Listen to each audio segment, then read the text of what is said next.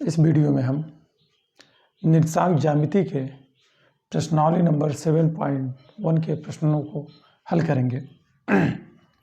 सबसे पहला प्रश्न कि बिंदुओं के निम्नलिखित युग्मों के बीच की दूरियां ज्ञात कीजिए।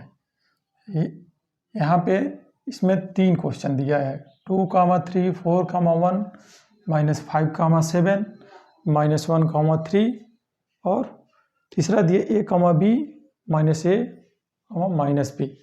यह 3 बिंदुओं का युग्म दिया हुआ है। कह रहा है प्रत्येक के बीच की हमें क्या निकालना है, दूरी निकालना है। अब दूरी निकालने के लिए हमने अपने पिछले वीडियो में ही दूरी का सूत्र बताया था। यहाँ भी एक बार हम पुनः रिवाइज कर दे रहे हैं। ऐसे मान लेते हैं ये 2 बिंदु दिए हैं, एक P है, दूसरा Q है।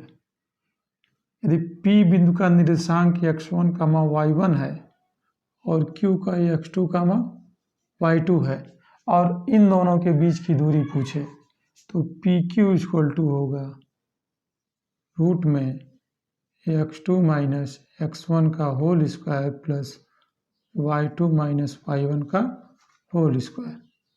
यह 2 बिंदुओं के बीच की दूरी निकालने वाला सूत्र है। इसकी सहायता से हम प्रत्येक 2 बिंदुओं के बीच की दूरी क्या कर सकते हैं, निकाल लेते हैं। तो आइए, इसमें 3 प्रश्न दिया हुआ है, ठीक है, इसको हल करते हैं। पहला प्रश्न, 2 बिंदु जो दिए हुए हैं 2, 3 और 4, 1, इनके बीच की हमें दूरी ज्ञात करनी है। तो इन दोनों को हम मान लेते हैं, माना बिंदु P 2, 3 तथा Q 4, 1 है, ठीक है। यानी P बिंदु जो हो जाएगा, यानी 2, 3 = हम लिख देंगे x1, y1 और Q को लिखेंगे 4, 1 = x2, y2। यानी प्रत्येक सवाल में, यानी 3 क्वेश्चन दिया हुआ है, 2, 3, 4, 1, पहला प्रश्न, ये दूसरा, ये तीसरा, ठीक है। इन तीनों में हम सेम तरीके से इस दोनों बिंदुओं के बीच की दूरी ज्ञात करेंगे। भाई मान लिया हमने, इसको P मान लिया, इसको Q मान लिया, तो P हो गया x1, y1, 2, 3, यानी x1 की वैल्यू हो जाएगी 2, y1 की वैल्यू हो जाएगी 3 और यहाँ पे x2 की वैल्यू हो जाएगी 4 और y2 की वैल्यू हो जाएगी 1। अब इन दोनों के बीच की दूरी निकालना है, तो लिखेंगे PQ = रूट में x2 - x1 का whole square plus y2 - y1 का होल स्क्वायर, ठीक है। अब यहाँ पे x2 की वैल्यू हो जाएगी 4 लिखेंगे, माइनस x1 की वैल्यू होगी 2 का होल स्क्वायर प्लस y2 की वैल्यू होगी 1 माइनस y1 की वैल्यू होगी 3 का होल स्क्वायर। लगा दिए। अब देखिए 4 में से 2 जाएगा, 2 बचेगा, यानी 2 का होल स्क्वायर होगा। यहाँ 1 - 3 है, यानी माइनस वाला पद बड़ा है तो घटेगा, तो -2 का स्क्वायर हो जाएगा। तो 2 × 2 हो जाएगा 4, यहाँ भी हो जाएगा 4, तो आ गया 8, ठीक है। इसका वर्गमूल जब निकालेंगे 2 बाहर हो जाएगा और 2 हो जाएगा, यानी PQ = हो जाएगा 2 मात्रक या इकाई, ठीक है। भाई 2 बिंदु दिए होंगे तो क्या करेंगे, पहले वाले बिंदु को x1, y1 मान लेंगे, दूसरे को x2, y2 हो जाएगा। उसी की वैल्यू हम दूरी वाले सूत्र में क्या करेंगे, रख देंगे और तब हमें 2 बिंदुओं के बीच की दूरी ज्ञात हो जाएगी। इसी प्रकार हम दूसरे वाले भी प्रश्न को हल कर लेंगे। यहाँ भी -5, 7 है, इसको x1, y1 मान लिए और इसको x2, y2 मान लेंगे। इसको भी इसी तरीके से हम क्या करेंगे, सॉल्व कर लेंगे। यहाँ पे भी इसको x1, y1, इसको x2, y2 मान के सॉल्व कर लेंगे तो हमें 2 बिंदुओं के बीच की दूरी ज्ञात हो जाएगी।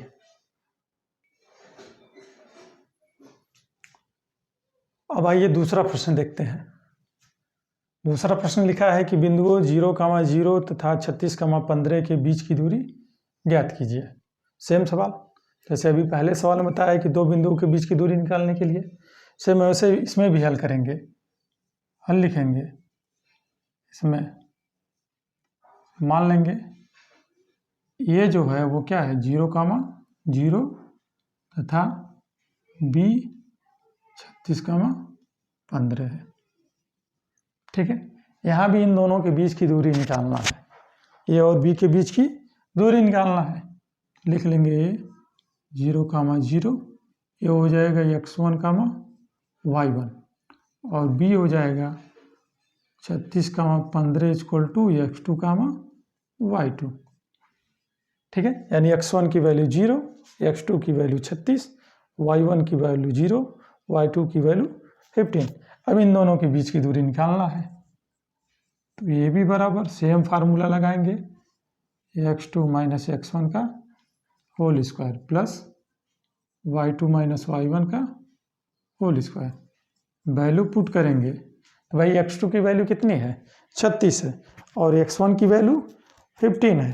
सॉरी, x2 की वैल्यू 36 हो गई और x1 की वैल्यू 0 है।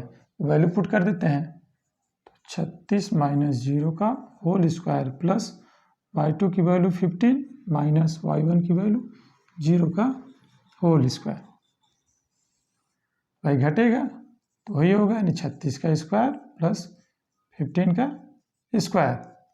अब 36 का स्क्वायर कितना होगा, 36 का स्क्वायर होगा 1296 प्लस 15 का 225। इन दोनों को हम ऐड कर देंगे तो आ जाएगा 1521। इसका हम वर्गमूल निकाल लेंगे, यानी फैक्टर कर लेंगे, तो इसका फैक्टर होगा 39 × 39, यानी आ गया 39 इकाई या मात्रक। यानी ए और बी के बीच की दूरी हो गई 39 इकाई।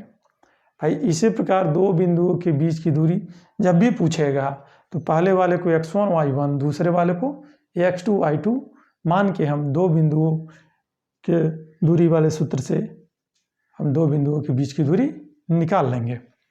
ठीक है, इसमें कोई दिक्कत नहीं होनी चाहिए।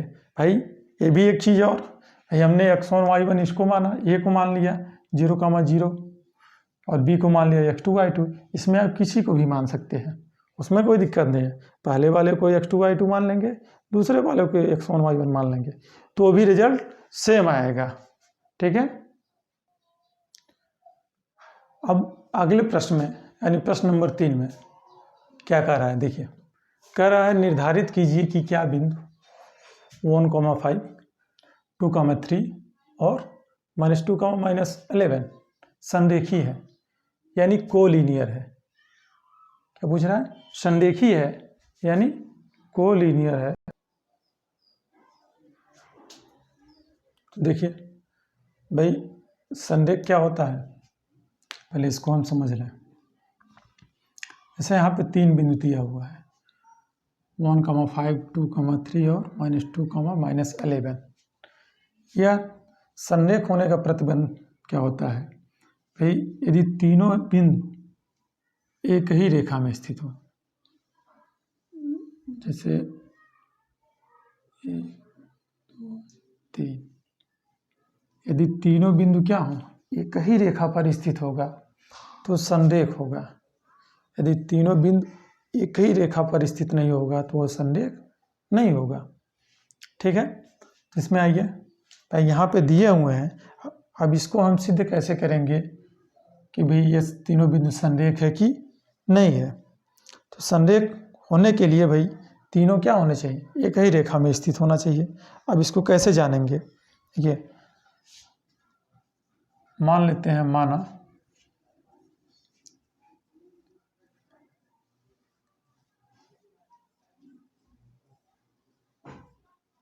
दिए गए बिंदु ए जो है वो 1,5, बी 2,3 तथा सी -2, -11 है। ठीक है, यानी इसको हम मान लेते हैं ए बिंदु या बी बिंदु है या सी है, यह 1,5 है और बी 2,3 और सी -2,-11। ठीक है। अब संरेख सिद्ध करने के लिए या संरेख नहीं है उसके लिए क्या करेंगे, यदि हम जिसे ए बी लिखा है यह एक रेखाखंड हुआ और बी सी रेखाखंड हुआ, इन दोनों के बीच की दूरी निकाल लेते हैं, यानी ए बी के बीच की दूरी और बी सी के बीच की दूरी, और दोनों को हम क्या करते हैं, जोड़ देते हैं। और वह यदि ए सी के बीच की दूरी के योग के बराबर आया तो संरेख होगा, यदि बराबर नहीं आया तो संरेख नहीं होगा। देखिए, यानी ए बी के बीच की दूरी, ए बी बराबर क्या हो जाएगा भाई, ए बी यानी इन दोनों बिंदुओं के बीच की दूरी की बात कर रहा है, तो यह x1 y1 होगा, यह x2 y2 होगा।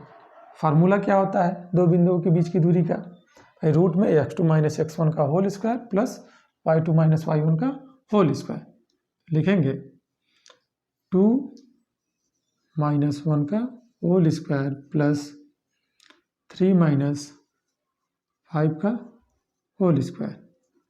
सॉल्व करते हैं तो आएगा 1 का स्क्वायर प्लस -2 का स्क्वायर आया, आगे 1 का स्क्वायर 1, 2 का स्क्वायर 4, तो आ गया √5, यानी ए बी के बीच की दूरी आ गया √5। इसी प्रकार हम बी सी के बीच की दूरी निकालते हैं, बी सी सेम फार्मूला। अब बी सी के लिए x1 y1 यह होगा और x2 y2 यह होगा। ठीक है, तो लिखेंगे x2 - x1 का whole square plus y2 - y1 का होल स्क्वायर, तो ये हो जाएगा -4 का होल स्क्वायर प्लस -14 का होल स्क्वायर। अब 4 का वर्ग हो जाएगा 16, 14 का वर्ग होगा 196, जोड़ेंगे तो आएगा 6 6 12 और 9 1 10 आया, 9 1 10, 1 11, 2 1 1 2 आ गया, यानी 212 रूट में आया। इसी प्रकार हम निकालेंगे ए सी के बीच की दूरी, ए सी भी होगा -2, -1 का होल स्क्वायर प्लस -11, -15 का होल स्क्वायर, यानी इन दोनों के बीच की दूरी की बात कर रहा है, तो यह x1 y1 या x2 y2 वैल्यू रख दिए, तो आ जाएगा -3 का होल स्क्वायर प्लस -16 का होल स्क्वायर, तो आ गया 9, और 16 का स्क्वायर क्या होगा, 16 का स्क्वायर होगा 256, स्क्वायर हो गया 256, ऐड कर दिए तो आ गया 9 6 15 का 5 और 5 1 6, 265। अब ध्यान दीजिए भाई, ए बी का हमने मान निकाला √5 और बी सी का मान निकाला √212 और ए सी का मान निकाला √265। अब संरेख होने के लिए क्या होना चाहिए, यहाँ लिखते हैं, चूंकि A B plus B C not equal to A C, यानी इन दोनों का योग जोड़ने पे वह ए सी के बराबर नहीं आ रहा है, तो इसलिए बिंदु ए बी सी संरेखीय नहीं होंगे। ठीक है, यदि A B plus B C का योग ए सी के बराबर हो जाता तो यह तीनों बिंदु क्या होते हैं, संरेख होते हैं, लेकिन बराबर नहीं हुआ इसलिए संरेख नहीं होंगे। अगले सवाल में पूछ रहा है कि जांच करना है हमको कि क्या बिंदु 5, -2 और 6, 4 और 7, -2 एक समद्विबाहु त्रिभुज के शीर्ष है। यानी इसमें हमको बताना है कि यह जो तीनों बिंदु दिए गए हैं वह उससे जो त्रिभुज बनेगा वो कैसा होगा, समद्विबाहु त्रिभुज होगा। भाई समद्विबाहु त्रिभुज कोई भी त्रिभुज ऐसे बनता है उसमें 3 भुजाएं होती हैं। ये मान लेते हैं बी है या सी है, यह है, इसको मान लिया 5, -2, बी को मान लिया 6, 4 और इसको मान लिया 7, -2। अभी बताना है कि यह जो तीनों बिंदु दिए हैं इससे जो त्रिभुज निर्मित होगा वह समद्विबाहु त्रिभुज होगा। अब समद्विबाहु त्रिभुज की परिभाषा क्या होती है, ऐसा त्रिभुज जिसकी 2 भुजा, कोई 2 भुजा, 3 भुजा होती है, उसमें से कोई 2 भुजा यदि आपस में बराबर है तो वह समद्विबाहु त्रिभुज होगा। यदि 2 भुजा आपस में बराबर नहीं होगा तो वह समद्विबाहु त्रिभुज नहीं होगा।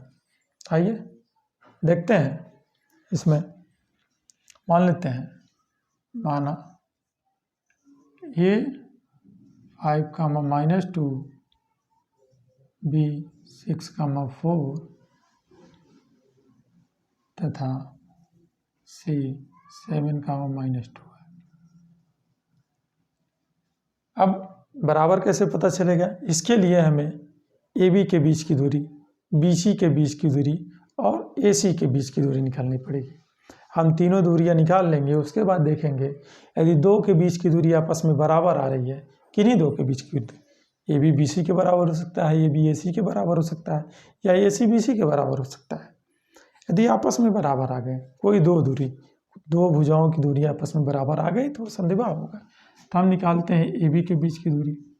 अब दूरी वाले सूत्र का प्रयोग करेंगे, भाई x1 y1 x2 y2, तो x2 - x1 का whole square plus y2 - y1 का होल स्क्वायर, तो माइनस यहाँ लगा हुआ है, माइनस यहाँ है तो ऑलरेडी क्या हो जाएगा, +2 का होल स्क्वायर, तो आ जाएगा 1 का स्क्वायर प्लस 6 का स्क्वायर, तो आया 1 + 36, तो आ गया रूट में 37, ये भी आ गया। इसी प्रकार हम निकाल लेंगे बी सी निकालेंगे, तो बी सी के लिए x1 y1 x2 y2, 7 - 6 का होल स्क्वायर प्लस -2 4 का होल स्क्वायर, यही होगा। अब यहाँ हो जाएगा 1 का स्क्वायर या -6 का स्क्वायर, हो गया 1 + 36, यहाँ भी आ गया रूट 37। फिर हम निकाल लेते हैं ए सी,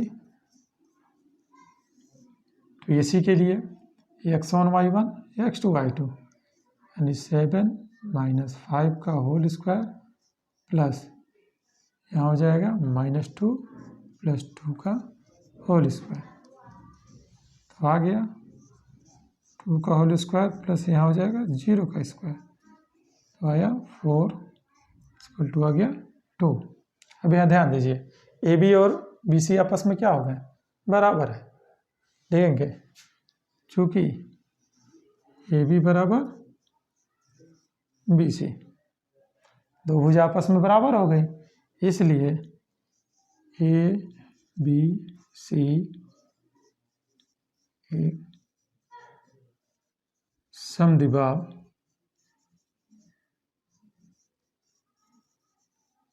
त्रिभुज के शीर्ष होंगे। कोई 2 भुजा यदि आपस में बराबर आ गई तो कौन सा त्रिभुज बनेगा, समद्विबाहु त्रिभुज।